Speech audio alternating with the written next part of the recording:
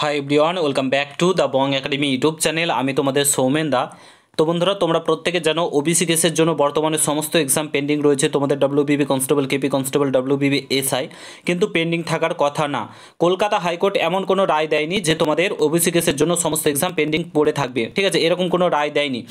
তো সেই রায়টাকে চ্যালেঞ্জ করে এসএলপি করা হয়েছিল কলকাতা হাইকোর্টে, ঠিক আছে? এবং কলকাতা হাইকোর্টে আজকে তোমাদের হিয়ারিং ছিল, ঠিক আছে? আজকে 2 এপ্রিল, আজকে কলকাতা হাইকোর্টে হিয়ারিং ছিল এবং কোনো কিছু জাজমেন্ট দেওয়ার কথা ছিল। আজকে হচ্ছে 2 এপ্রিল এবং আজকে কলকাতা হাইকোর্টের তরফ থেকে তোমাদের জাজমেন্ট দেওয়ার কথা ছিল যে ওবিসি কেস ছাড়াও রাজ্য সরকার এগুলো নিয়োগ করতে পারে কি পারে না, এই নিয়ে কোনো কিছু রায় দেওয়ার কথা ছিল।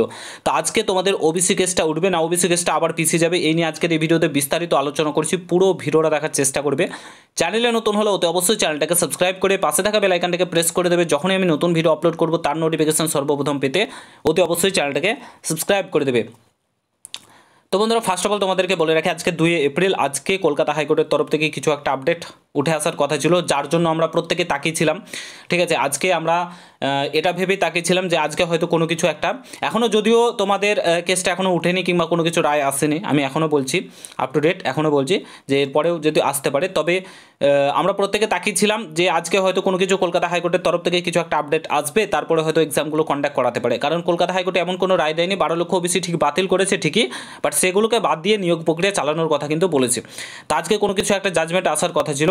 তো যাই হোক, আজকেও কিন্তু তোমাদের ওবিসি কেসটা আবারও পিছিয়ে গেল, ওবিসি কেসটা কিন্তু আজকে নাও উঠতে পারে। কেন বলছি চলো তোমাদেরকে দেখিয়ে দিই, প্রমাণ সহকারে দেখিয়ে দিই। ফার্স্ট অফ অল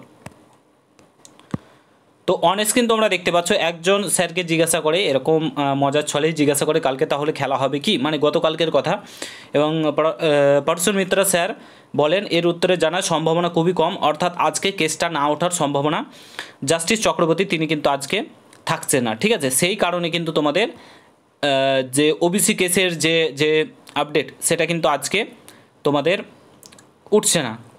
তো তোমাদের ওবিসি কেসটা আবারও পিছিয়ে গেল 4 তারিখ, অর্থাৎ 4 এপ্রিল আই থিঙ্ক আবার ডেট পড়েছে, আই থিঙ্ক আবার যতদূর আপডেট মনে হয়।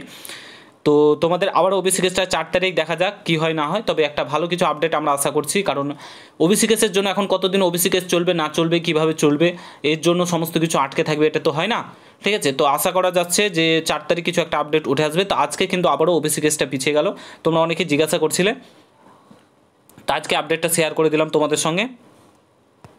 তোমরা দেখতে পেলে আপডেটটা কিন্তু তোমাদের ওবিসি কেসটা কিন্তু পিছিয়ে গেল আজকের, যেটা কলকাতা হাইকোর্টে এসএলপি ছিল সেটা কিন্তু পিছিয়ে গেল। আর মেন কেসটা তো 3 মাস সময় নিয়েছে রাজ্য সরকার, জুলাই মাস অবধি।